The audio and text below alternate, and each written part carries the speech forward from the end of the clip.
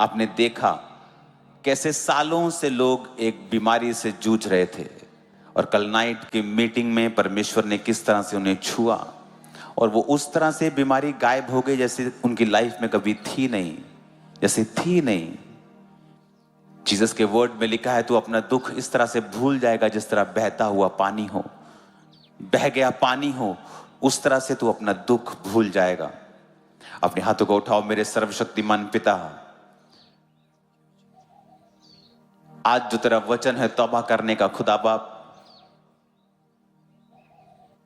हम सब तौबा की हालत में तेरे पास आते हैं खुदावंद। तेरा आत्मा हमें सिखाए और समझाए, वफादार रहना सिखाए, कमियों को दूर करे और हमें अपनी ग्रेस दे। आज तेरे लोग जो सुने और फलों को लेके आए,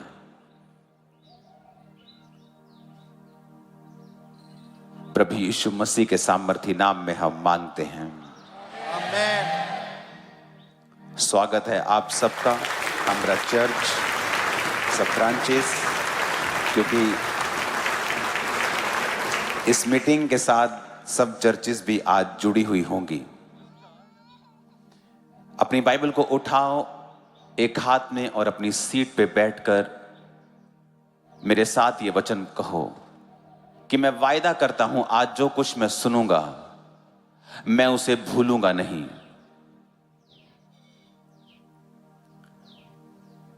और जो कुछ मैं सुनूंगा उसे मानूंगा और उसका प्रचार करूंगा। प्रभु यीशु मसीह के सामर्थी नाम में हम मांगते हैं। तारीफ करो जितनी ताकत हाथों में है खुदा बाप के लिए।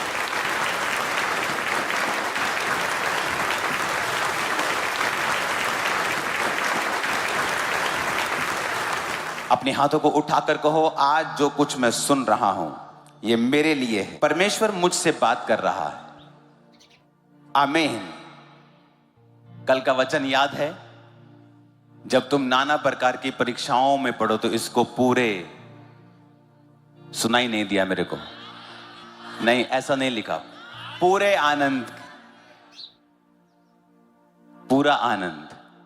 घर में शादी होती है ना बेटे की, बेटी की, पूरा आनंद।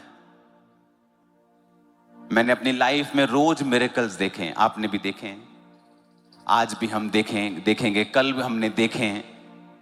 मेरे आसपास कितने मिरेकल्स जिन्होंने पाए हैं वो खड़े, मैं खड़ा हूं। लेकिन एक बात बताऊं, इन मिरेकल्स के बावजूद भी, सामर्थी होने के बावजूद भी मैं टिका नहीं रहता परमेश्वर में।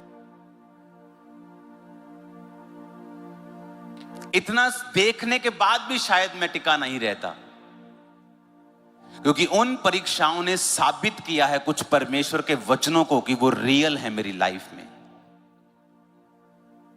और 2005 में मैं परमेश्वर में आए, मुझे अभी 6 महीने हुए थे और मेरा डिप्रेशन और दुष्ट आत्मा के अटैक 10 गुना बढ़ गए थे।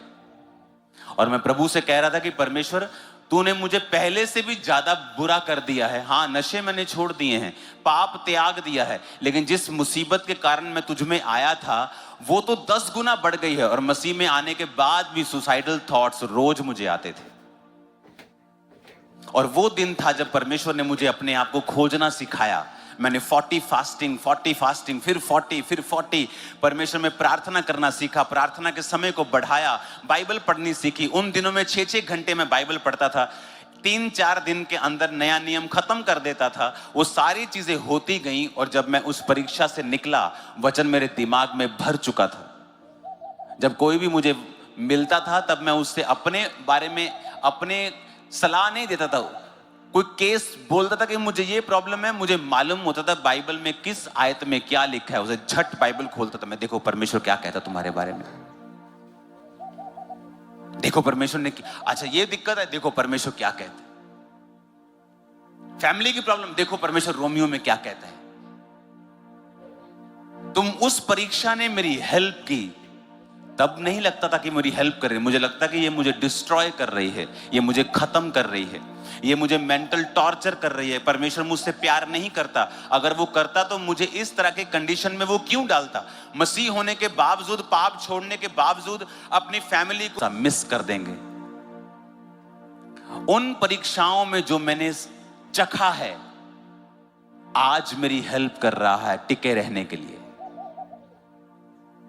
आज मुझे किसी की गवाही की जरूरत नहीं है कि यीशु मसीह जीवित है। मैंने चखा है और इतना करीब से चखा है कि मैं उसको पूरी गवाही में दे ही नहीं सकता कभी भी।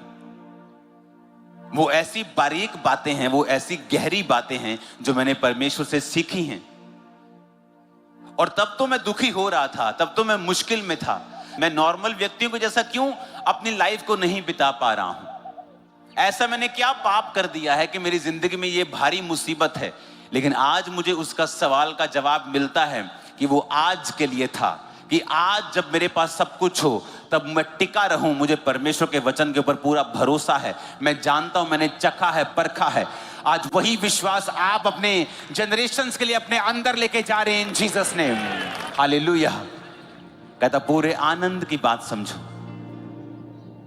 लेकिन जब किसी का बेबी ऐसा हो जाता है, उसे अगर बताओ कि आपको पूरा आनंद की बात समझना है, आपको आनंद मनाना है, आपको दुखी नहीं होना, वो कभी नहीं मानता।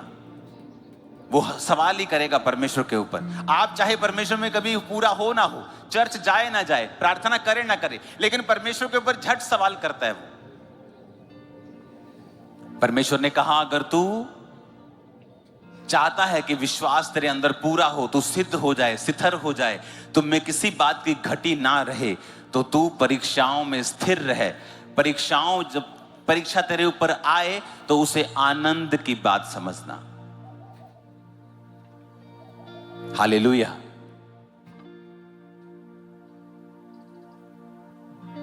तो तू उसे आनंद की बात समझना, क्योंकि उस परीक्षा कहां सीखा?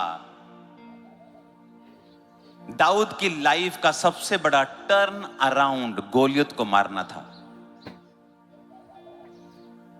दाऊद की लाइफ का, आपके क्रिश्चियनिटी की जिंदगी में एक ऐसा मोड़ आता है जो आपकी लाइफ को सदा के लिए चेंज कर देता है।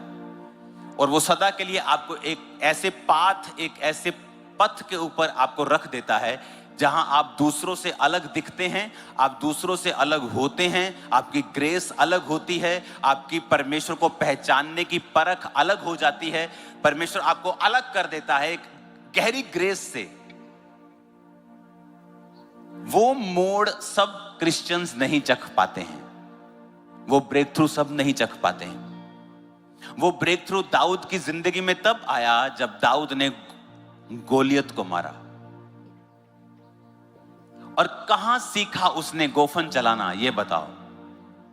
जंगलों में। मोस्ट डिफिकल्ट टाइम दाऊद का, जंगलों में। भाई ऐश कर रहे हैं, राजा की सेना में हैं, पाप कर रहे हैं, ऐश कर रहे हैं। दाऊद को लगता है यार ये अच्छे हैं, ये पाप भी करते हैं, ये दारू भी पीते हैं, पार्टियां भी करते हैं, सेकुलर भी हैं, सब जगहों में जाते भी हैं, एंजॉय करते हैं, लाइफ इनके जैसी होनी चाहिए। बट आप ऑर्डिनरी रह जाएंगे, ऑर्डिनरी की तरह ही मर जाएंगे, और हेवन, आप हेवन में जाएंगे। पापी भी हेवन में जाएगा, पता है? अब बोलोगे अच्छा ये कैसे? हेवन में परमेश्वर दिखाएगा उसको, ले बेटा देख ले, ये तू मिस कर रहा है, जब चल भाग। वो जाएगा, हेवन में जाएगा, उसका न्याय वहीं होगा ना। हेवन में न्याय होगा ना सबका। वो एक बार हेवन में जरूर जाएगा, देखेगा उसने क्या मिस किया है। हालेलुया।